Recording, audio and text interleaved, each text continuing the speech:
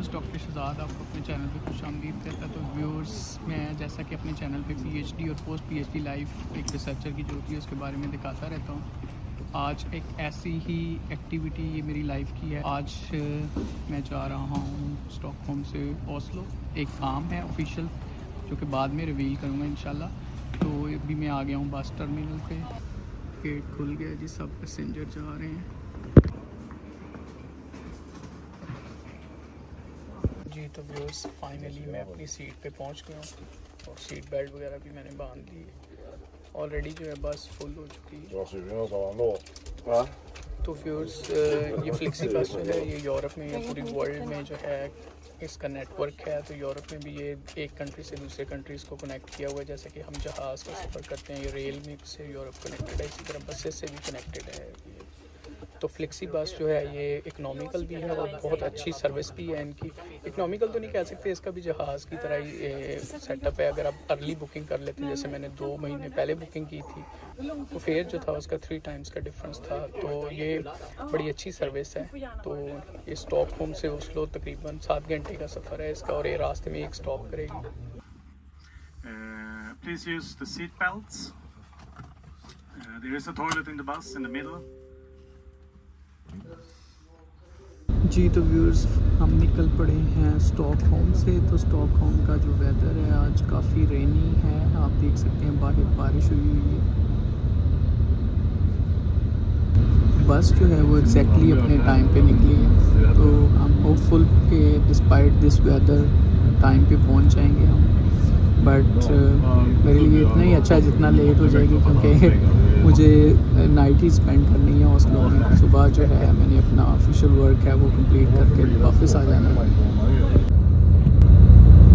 तो व्यूअर्स, आपको बताता चलो, स्वीडन वैसे तो 70% रकबा इसका जो है वो जंगल से ढका हुआ है, लेकिन जिस रीजन से हम लोग गुजर रहे हैं तो यहाँ पर काफ़ी ज़्यादा मुझे खेत नज़र आ रहे हैं, फसलें हैं, जिसमें मकई की फसल ज़्यादा मुझे नज़र आ रही है, ये घास की फसल है।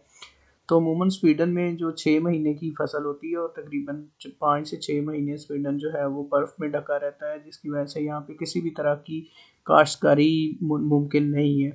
तो स्वीडन की जो इंडस्ट्री है उसमें फ़ॉरेस्ट का किरदार बहुत ज़्यादा है, जैसा कि मैं कुछ व्लॉग्स में डिस्कस भी कर चुका हूँ। ये अपनी लकड़ी का बहुत प्रॉपर यूज़ करते हैं, और स्वीडन की इकॉनमी में इसकी जो फ़ॉरेस्ट हैं उनका तकरीबन 15% हिस्सा है, और स्वीडन के पूरे रकबे के ऊपर 70% जंगलात हैं। इसके अलावा ये स्वीडन की जो इकॉनमी है उसमें 18 से 20 बिलियन डॉलर पर ईयर जो है वो कंट्रीब्यूट करते हैं जंगलात। तो आप देख सकते हैं कि पाकिस्तान जो है उसकी 25 से 26 अरब डॉलर की टोटल एक्सपोर्ट्स हैं। तो उसमें से हमारी मेजर इंपोर्ट जो है वो एग्रीकल्चर है, लेकिन स्वीडन ने अपने जंगल का बहुत प्रॉपर तरीके से यूज़ किया। और स्वीडन पेपर इंडस्ट्री की वजह से बड़ा मशहूर है, यानी ये बल्ब बनाते हैं जो कि कागज़ बनाने के लिए इस्तेमाल होता है। ये इसको पूरी दुनिया के अंदर जो है वो एक्सपोर्ट करते हैं। तो व्यूअर्स, हम आ गए हैं कार्लस्टैड, एक जगह है यहाँ पर 30 मिनट्स का स्टे है। अब देखते हैं, निकलते हैं बाहर क्या है जी। तो व्यूअर्स, मैं आ गया हूँ कन्वीनियंस स्टोर। यहाँ से मैं लूँगा कोल्ड ड्रिंक, फांटा, ये लेमन वाली। तो ये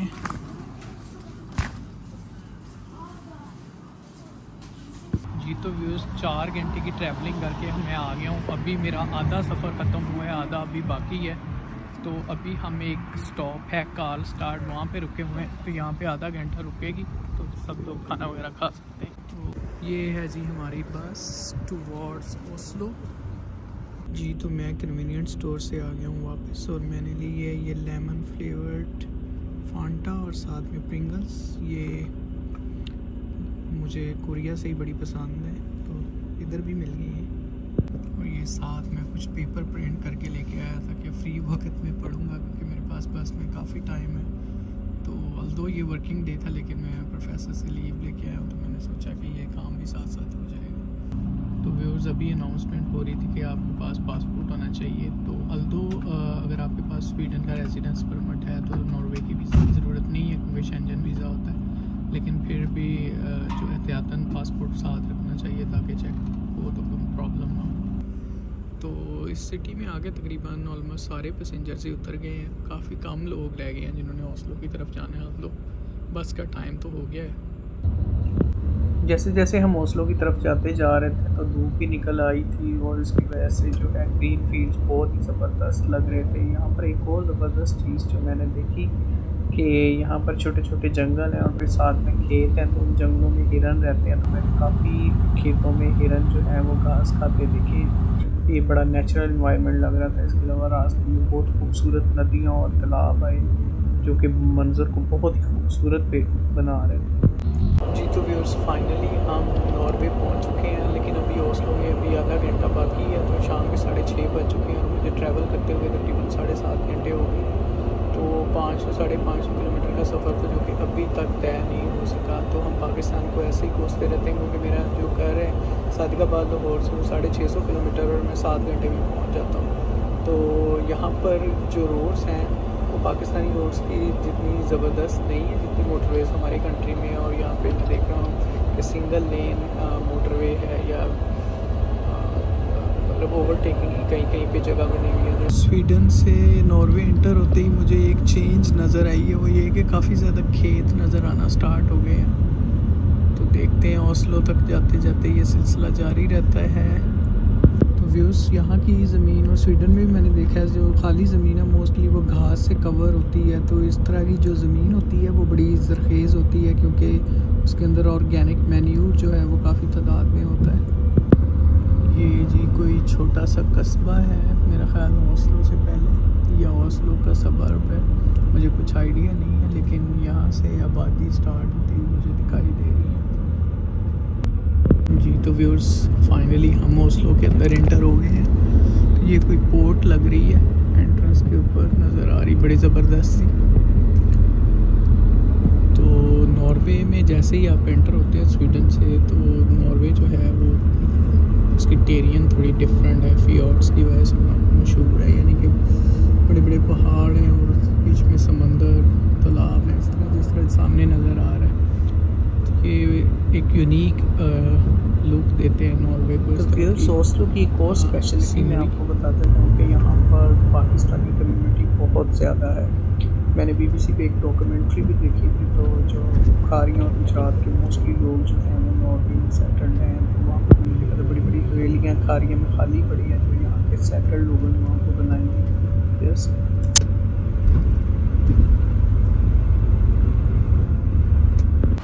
जी तो व्यूअर्स, फाइनली हम आ गए हैं अपनी डेस्टिनेशन।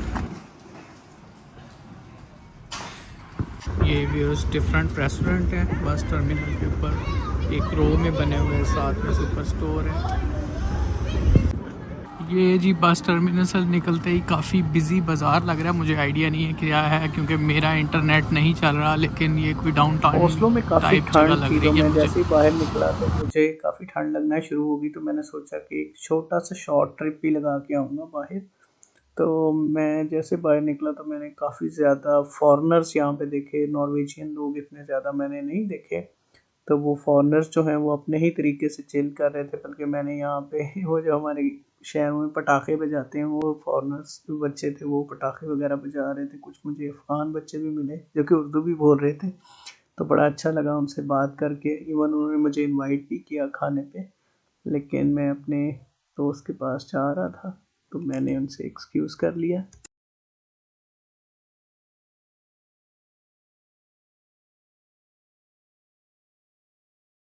फाइनली जी मैं अपना काम ख़त्म करके आ गया हूँ बस टर्मिनल के। 11:30 बजे मेरी बस है, वही फ्लिक्स बस, उसको पकड़ेंगे और दोबारा हम निकल जाएंगे स्टॉकहोम की तरफ।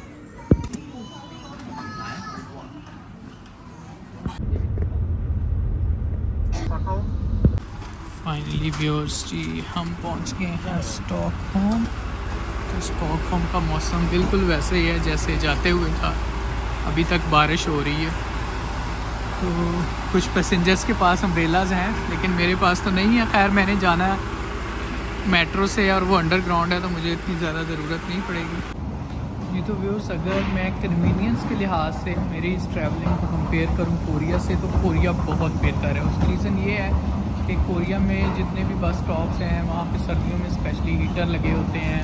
वॉशरूम्स जो हैं वो बहुत इजीली एक्सेसिबल हैं। लेकिन यहाँ पर मैंने ओस्लो में भी और स्टॉकहोम में भी देखा कि एक तो वाशरूम मिलते नहीं, अगर मिलते हैं तो आपको काफ़ी ज़्यादा पे करके यूज़ करना पड़ता है, जबकि कोरिया में ऐसा नहीं था।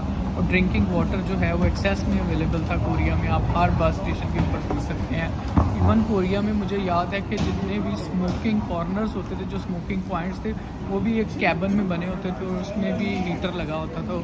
यहाँ पर इस तरह का कोई सीन नहीं है। मुझे सुबह में जब मैं 8 बजे मुझे अपने काम के लिए निकलना था तो मैं गया हूँ, तो मुझे जो रेलवे स्टेशन था, मेट्रो स्टेशन था, वो बिल्कुल खुला था और वहाँ पे इतनी ज़्यादा ठंडी हवा थी कि मुझे बहुत ज़्यादा ठंड लगी और मुझे जो है ना एक करीबी एक सुपर स्टोर था, वहाँ पर आधा घंटा गुजारना पड़ा।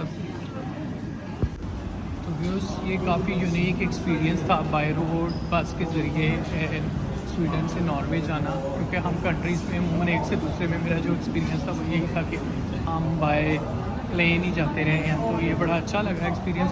तो मैं पहले भी नॉर्वे गया हूँ, लेकिन बट फॉर शॉर्ट टाइम गया था और वहाँ पे एक बैड मेमोरी भी थी मेरी कि मैं मोबाइल गुम कर आया था वहाँ पे।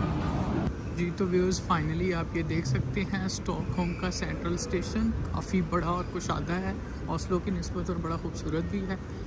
तो लेकिन जो मैंने फैसिलिटीज़ कोरिया की कंपेयर की हैं वैसी फैसिलिटीज़ बिल्कुल नहीं है यहाँ पे, लेकिन देखने में ये काफ़ी खूबसूरत है। लेकिन वहाँ पर दोंगदेगू स्टेशन था, वो भी काफ़ी प्यारा था कोरिया देगू के अंदर। तो एनी हो, इसी के साथ आज का व्लॉग करते हैं ख़त्म। तो मुझे दीजिए इजाज़त, मैं जाता हूँ, जाके अब रेस्ट करता हूँ और खाना खाता हूँ।